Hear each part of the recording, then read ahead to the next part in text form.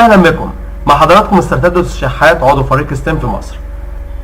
ناتي الان الى Discovery Education.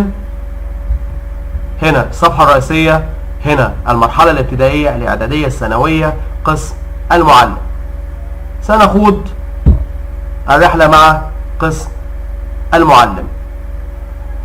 قسم المعلم يمكنه الحصول على كل ما يلزم لبدء رحلته عبر الوسائل الرقميه، فقد تطورت الاستراتيجيات التي يقدمها الموقع لتحسين عمليه التعلم، حيث يمكن استخدام الاستراتيجيه بالمحتوى الرقمي الذي يريده المعلم لاشراك الطلاب في العمليه التعليميه ومساعدتهم في تنميه مهارات التفكير النقدي.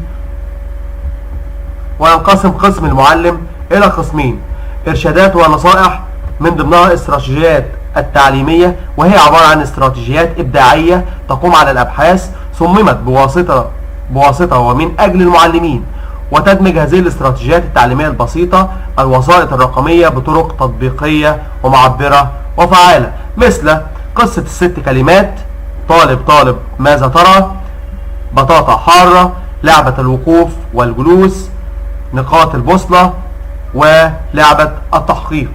والجزء الثاني في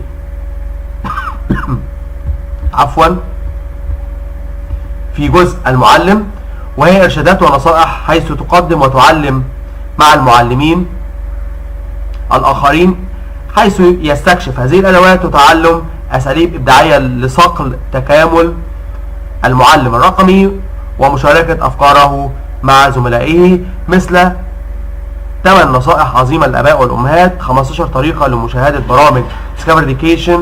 شارك تجربتك مع Discovery Education. شكرا للمتابعة.